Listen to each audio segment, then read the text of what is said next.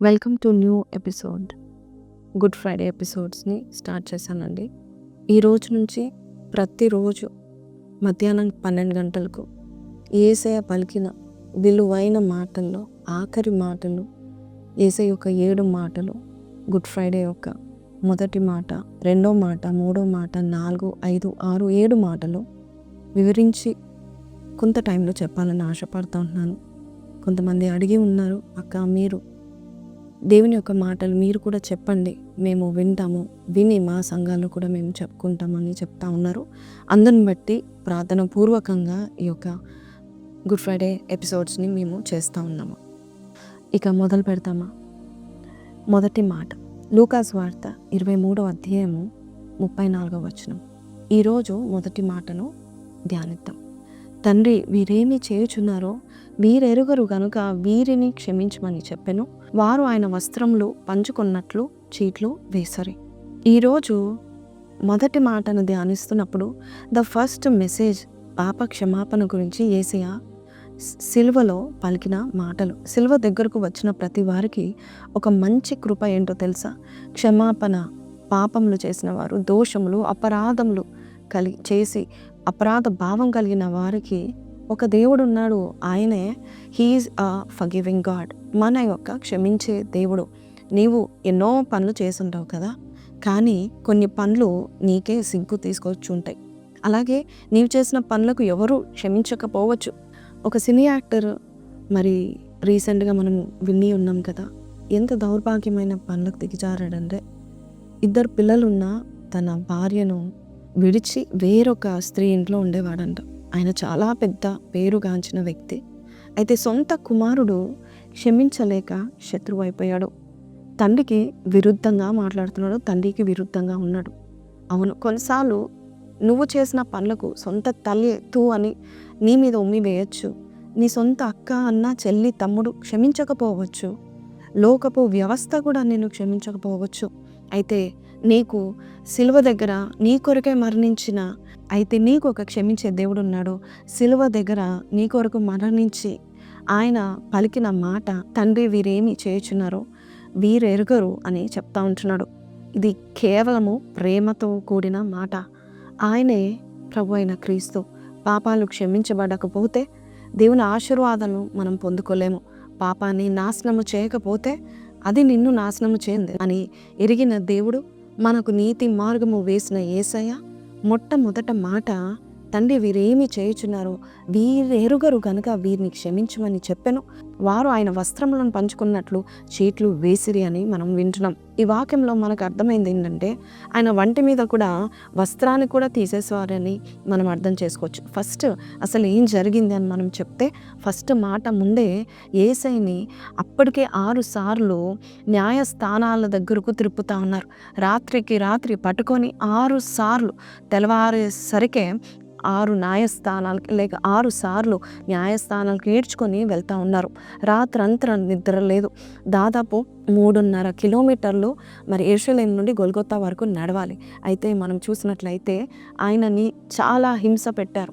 ఒక న్యాయమూర్తి నుండి ఇంకొకరికి, వారి నుండి ఇంకొక వారి న్యాయం సరిపోలేదని, ఏం అన్యాయం చేశాడని ఇంత క్రూరంగా అందరూ ప్రవర్తిస్తూ అనేక సార్లు ఆయనను త్రిప్పుతూ, రాత్రంతా నిద్ర లేని స్థితిలో కూడా ఆయనను త్రిప్పుతూ ఉన్నప్పుడు దేవుడు వారిని క్షమించు ప్రభా, వారు ఏం చేస్తున్నారో వారికి తెలీదు అంటున్నాడు. యోహాను సువార్త 18:22లో అతన్ని అరచేతులతో కొట్టారు అని ఉంది. అదే యోహాను సువార్త 19:1-3 మనం చూస్తే మళ్ళీ 3వ వచనంలో మళ్ళీ ఆయనను అరచేత్తో కొట్టారు. Jesus was beaten. అలాగే మనం చూస్తే యోహాను సువార్తలో కూడా మనం చూసినట్లయితే 19వ అధ్యాయంలో మనం చూసినట్లయితే 1వ వచనంలో పిలాతు అంటాడు కదా, కొరడాలతో కొట్టండి అని చెప్తాడు. ఆ కొరడాల దెబ్బలు తిన్న దేవుడు యేసయ్య ఇంతవరకు ఆ యొక్క రాత్రంతా 6 సార్లు న్యాయస్థానాల్లో ఆ యొక్క అన్యాయము చేశాడంటూ మరి ఎంతగానో అతన్ని ఈ అన్యాయం చేయని యేసయ్యని వారంతా అన్యాయంగా వ్యతిరేకంగా సిలువ వేయండి అని అంటా ఉన్నారు. అంతేకాదు ఉదయకాలం కల్లా మళ్ళా అరచేతులతో దెబ్బ కొట్టడం మాత్రమే కాదు, మరి ఆయనని కొరడాలతో 39 కొరడా దెబ్బలు కొట్టి ఉన్నారు. ఆ కొరడాల గురించి వేరే ఎపిసోడ్ నేను చెప్తా ఉంటాను. ఎంత భయంకరమైన కొరడా దెబ్బలో మీకు చెప్తా ఉంటాను. అయితే ఆ కొరడాల దెబ్బలు తిన్న తర్వాత మళ్ళొక్కసారి పిలాతు దగ్గర తీసుకొస్తారు. తీసుకొచ్చి ఈయనని సిలువ వేయండి, సిలువ వేయండి, సిలువ వేయండి అని మళ్ళీ మళ్ళీ మళ్ళీ సిలువ వేయండి అని కోరుకుంటా ఉంటున్నాడు. చూడండి ఏం అన్యాయం చేశాడని అంత క్రూరంగా ప్రవర్తిస్తూ ఉన్నారు. వారిని చూసి అయ్యో ప్రభా తండ్రి వీరిని క్షమించండి అని కోరాడు. ఎన్నో కార్యాలు చేసినప్పటికీ, ఎన్నో కార్యాలు వారి జీవితంలో యేసయ్య చేసినప్పటికీ వారు కార్యాలు బట్టి వారు సంతోషించారు. కానీ ఆయనకు అన్యాయంగా వ్యతిరేకపడి సిలువ వేయమని కోరుకొని ఆయనను చంపివేయమని కోరుకున్నారు. మనం కూడా అంతే కదా, మేలు అనుభవించి యేసయ్య మనకు మేలు చేసిన తర్వాత మళ్ళీ మళ్ళీ ఆయనను మనం సిలువ వేస్తున్నామా? అయినా ఆయన నిన్ను నన్ను లోకాన్ని ఎంతో ప్రేమించాడు. బైబిల్ సెలవిస్తుంది ఆయన లోకాన్ని ఎంతో ప్రేమించాడు. 6 అంగుళాల కలిగిన ముళ్ళ మేకులండి గొల్గొతా చేరే వరకు సిలువ మోసుకొని వెళ్ళాడు. తర్వాత అదే సిలువ పైన 3 మేకులు కాళ్ళ మీద చేతుల మీద కొట్టారు. ముళ్ళ కిరీటము పెట్టబడింది. ఆయన దేహమంతా రక్తసిద్ధమైపోయింది. అయినా కూడా దేవుడు అంటున్నాడు, ప్లీజ్ ఫర్గివ్ దెమ్ లార్డ్. తండ్రి వారు ఏం చేస్తున్నారో వారికి తెలీదు, వారిని క్షమించండి. చూడండి 6 అంగుళాల మేకులు ఆ చేకి ఈ చేకి, ఒక కాళ్ళకు 2 కాళ్ళకు ఒకటే మేకును పెట్టి అమాయకుడిని. అయినా కూడా చూడండి మనిషి అంటే పగ తీర్చుకోకుండా ఉండలేడంట. ప్రతి మనిషి ఏదో రూపంలో పగ తీర్చుకుంటాడంట. ఎక్స్ట్రీమ్ పెయిన్లో, చాలా భయంకరమైన నొప్పిలో యేసయ్య పలికిన మాట క్షమించుడి. మీకు తెలుసా మత్తయి సువార్త 5వ అధ్యాయము 44వ వచనంలో శత్రువులను ప్రేమించుడి, మిమ్మల్ని హింసించు వారి కొరకు ప్రార్థన చేయడని ఆయనే బోధించినట్టు ఆయనే చేశాడు. శత్రువులను ఆయన ప్రేమించాడు. ఆయనని పగపట్టుకొని పిడిగుద్దులు గుద్దుతూ అరచేతులతో కొట్టుతూ ఎక్కడ పడితే అక్కడ కొట్టుతూ ముఖం మీద కొడుతూ సిలువ ఏంటండి, సిలువలో వేలాడక మునుపు ఆయన ముళ్ళ కిరీటం పెట్టబడి దేహం అంతా కూడా కొట్టి కొట్టి ముద్ద చేయబడిన తర్వాత కూడా ఆయన శత్రువులని ప్రేమించుడి, మిమ్మల్ని హింసించు వారి కొరకు ప్రార్థన చేయుడు అన్నప్పుడు మనం ఏం ప్రార్థన చేస్తాము? ప్రభా వారు అంతం చూసుకొని అయినా వారంతా చూసుకో ప్రభా అని మనం అంటాం కదా. కానీ యేసయ్య ఏమంటాడు తెలుసా? ప్రభావాన్ని క్షమించండి అని ప్రార్థన చేస్తాడు. మనం హింసించే వారి కొరకు ఇలాంటి ప్రార్థన మనం చేసినట్లయితే నిజంగా దేవుడు నీ యందు ఆనందిస్తాడు. టుడే ఈరోజు తండ్రి కుడి పార్శ్వంలో కూర్చొని అదే యేసయ్య నీ కొరకు నా కొరకు విజ్ఞాపన చేస్తా ఉన్నాడు. ఆయన ప్రేమమయుడు. యెషయా 53:12 వచనంలో ఇలాగుంది, కావున గొప్పవారితో నేను అతనికి పాలు పంచిపెట్టెదను, గనులతో కలిసి అతడు కొల్ల సొమ్ము విభాగించుకొనును.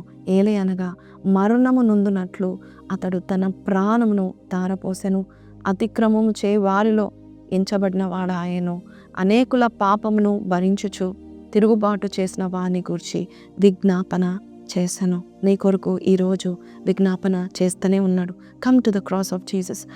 సిల్వ వైపు నువ్వు చూస్తే చాలు, నువ్వు క్షమించబడతావు. ఒక్క మాటతో దయ్యాలను గద్దించిన యేసయ్య వీరందరినీ గద్దిస్తే అయిపోతుంది కదా అని కొంతమంది అనుకుంటారు. దూతలను సైన్యను పిలిపిస్తే బాగుండేది కదా అని కొంతమంది అనుకుంటారు. మనమైతే అనుకున్నాం కదా, అయ్యో యేసయ్య ఎందుకో సహించాలి, ఎందుకు ఇంత ఘనంగా అనుభవించాలి, ఈ మనిషి కొడుక ఇంత భయంకరంగా, ఆయన మేలు చేసిన వాడు కదా, ఇంత భయంకరంగా ఎందుకు ఆయనని తీవ్ర హింసలు పెడుతున్నారు అని మనం అనుకున్నప్పుడు మనుషులు సహజంగా అనుకుంటారు, దూతల సైన్యం ఉంటే బాగుండేది కదా, ఆయన మాటలో ఎంత శక్తి ఉంది, ఆయన శరీరంలో ఎంత శక్తి ఉంది, ఆయనలో ఎంత ప్రభావం ఉంది, ఒక్కసారి పిలిస్తే అయిపోయేది కదా, ఒక్కసారి ఆ దయ్యాలను గద్దించినట్టుగా ఈ మనుషులను గద్దిస్తే వారు ఏమైపోతారు అనేది థాట్ మనకు రావచ్చు. కానీ యేసయ్య అంటున్నాడు మత్తయి సువార్త 26:53 వచనంలో, ఈ సమయమున నేను నా తండ్రిని వేడుకొనలేదు, వేడుకొనిన ఎడల ఆయన 12 సేన వ్యూహముల కంటే ఎక్కువ మంది దూతలను ఇప్పుడే నాకు పంపును. 12 సేన వ్యూహముల కంటే ఎక్కువ మంది దేవదూతలను దేవుడు పంపించి నన్ను రక్షించగలుగుతాడు అని దేవుడు అనుకోలేదు. దేవుడు ఆయన ఏం వేడుకున్నాడంటే, తండ్రి వీరిని క్షమించుడి అని వేడుకున్నాడు. ఈరోజు దేవుని క్షమాపణ ఎంత బలమైనదో మీకు అర్థమవుతుందా? ఆయన క్షమించాడు కాబట్టే మనము 12 సేన వ్యూహ సైన్యము నుండి తప్పించబడ్డాము, దెయ్యాల పీడిత నుంచి తప్పించబడ్డాము. దేవుని క్షమాపణ ఏం చేయగలదు అంటే మొట్టమొదటిగా దేవుని క్షమాపణ పాప భారాన్ని తొలగిస్తుంది. 112 వచనంలో మన పాపాన్ని దూరము చేస్తుంది ఆయన యొక్క క్షమాపణ గుణము. అపరాధ భావం పోతుంది, సిగ్గు పోతుంది, భయము పోతుంది. దేవుడు క్షమిస్తే గతము నీ మీద అధికారము కోల్పోతుంది. అలాగే రెండోదిగా మనం చూస్తే దేవుని క్షమాపణ క్రొత్త ఆరంభాన్ని ఇస్తుంది. యెషయా 1:18 మన పాపాలు ఎర్రగా ఉన్న మంచు వల్లే తెల్లగా ఉంటుంది. సో క్రొత్త జీవితాన్ని, క్రొత్త గుర్తింపు, క్రొత్త కాలాన్ని దేవుడు ఇస్తున్నాడు.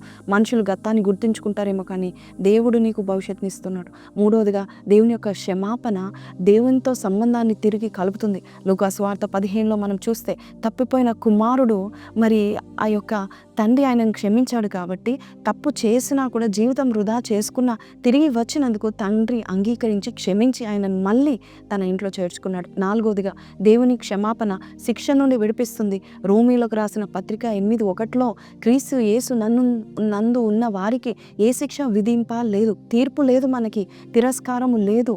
దేవుడు మనల్ని న్యాయస్థానంలో తిప్పడు. ఒకవేళ నువ్వు అనుకుంటున్నావేమో నా దేవుడు 6 సార్లు ఆ న్యాయస్థానంలో తిరుగుతూ రాత్రంతా, చూడండి ఎవరైనా అలాగా కష్టపడతారా? రాత్రంతా కూడా న్యాయస్థానాలు తిప్పుతూ ఉన్నారు చంపేయాలని. సో అటువంటి స్థితిలో దేవుడు మన కొరకు అది అనుభవించాడు కాబట్టి ఇక నీకు అది దూరం చేస్తున్నాడు. ఏ శిక్ష విధి లేదు అని దేవుడు చెప్తా ఉంటున్నాడు. సో దేవుడు నిన్ను క్షమిస్తే, నిన్ను పూర్తిగా క్షమిస్తే కనుక దేవుడు ఏం చేస్తాడంటే నీకు ఏ శిక్ష విధి ఉండదు. ఐదవదిగా మనం చూస్తే దేవుని యొక్క క్షమాపణ మన హృదయాలను శుద్ధి చేస్తుంది. కీర్తన 51:10 అయ్యా నాలో లోపల శుద్ధ హృదయం కలుగ చేయు అని దావీదు మొర పెట్టుకున్నప్పుడు దేవుడు క్షమించినప్పుడు ఆయన he was back as a new person, కొత్త వ్యక్తిగా వెళ్ళాడు. తిరిగి ఒక మంచి రాజుగా ఆయన సింహాసనం మీద కూర్చున్నాడు దావీదు. అలాగే నీవు క్షమాపణ కోరిన ఎడల, నువ్వు పశ్చాత్తాపడిన ఎడల దేవుడు మనసును చూసి నువ్వు అయ్యో నా కుమారుడు నిజంగా పశ్చాత్తాపడుతున్నాడని ఆ విరిగి మనసు చూసిన దేవుడు నిన్ను బాగు చేస్తూ ఉంటాడు. నీ విరిగిన ఆత్మను దేవుడు బలపరుస్తూ ఉంటాడు. నీ లోపల నలిగిపోయిన నీ స్థితిని చూసి దేవుడు శాంతినిస్తాడు. సో దేవుని యొక్క క్షమాపణ మనల్ని శుద్ధీకరించడం కాదు, మనకు సమాధానం కూడా కలుగజేస్తుంది. ఆరోదిగా దేవుని క్షమాపణ కోల్పోయిన దాన్ని తిరిగి ఇస్తుంది. యోవేలు 2:25 తినివేసిన సంవత్సరాలు నేను నీకు తిరిగి ఇస్తాను. కోల్పోయిన సంవత్సరాలు నువ్వు ఎన్నో పాపాలు చేసి కోల్పోయావేమో, ఆశీర్వాదాల సంవత్సరాలు కోల్పోయావేమో, ఆనందాన్ని కోల్పోయావేమో, మరి నువ్వు ఏ అవకాశాలు ఆశీర్వాదాలు కోల్పోయినా దేవుని యొక్క క్షమాపణ ఎంత త్వరపడి నీకు సహాయం చేస్తుందంటే కోల్పోయినవన్నీ కూడా దేవుడు రెస్టోర్ చేస్తాడు. ఏడవదిగా మనం చూస్తే దేవుని యొక్క క్షమాపణ మనకు ధైర్యాన్ని తిరిగిస్తుంది. క్షమాపణ తర్వాత పేతురు ధైర్యంగా ప్రకటించాడు. పేతురు కూడా పాపాలు చేశాడు, దేవుని ఎన్నోసార్లు బాధించాడు. అయితే దేవుడు తిరిగి ఆయనను క్షమించిన తర్వాత తిరిగి ప్రకటించాడు. దావీదు తిరిగి దేవుని ఆరాధించాడు. పౌలు తిరిగి దేవుని యొక్క సేవ చేశాడు. యోనా తిరిగి విధేయుడయ్యి గొప్ప కార్యాలు చేశాడు. కాబట్టి దేవుని యొక్క క్షమాపణ నీకు తిరిగి బలాన్నిస్తుంది, ధైర్యాన్ని ఇస్తుంది. కాబట్టి దేవుని యొక్క క్షమాపణ నీకున్నట్లయితే బైబిల్లో హెబ్రీ 4:16 ఉన్నట్టుగా కృపా సింహాసనం వద్దకు నువ్వు ధైర్యంగా వెళ్తావు. ఎందుకంటే మనము ఇంకా ఈ పాపం చేసిన మనం పారిపోనక్కర్లేదు. ఈ రోజు నుంచి దేవుడు నిన్ను ధైర్యంగా ఉంచునుగాక. అలాగే మనం చూస్తే పునరుద్ధాన శక్తితో దేవుడు నిన్ను తిరిగి నింపునుగాక. నీ పాపాలు ఒప్పుకొని అవును ప్రభా నేను తప్పు చేస్తాను నాయనా, నేను హృదయాన్ని బాదుకొని అవును ప్రభా నేను విడిచిపెడతాను అంటే కనుక సామెతలు 28:13 ప్రకారం క్షమించే తండ్రి, కరుణించే దేవుడు నీకు కరుణను చూపిస్తూ ఉంటాడు.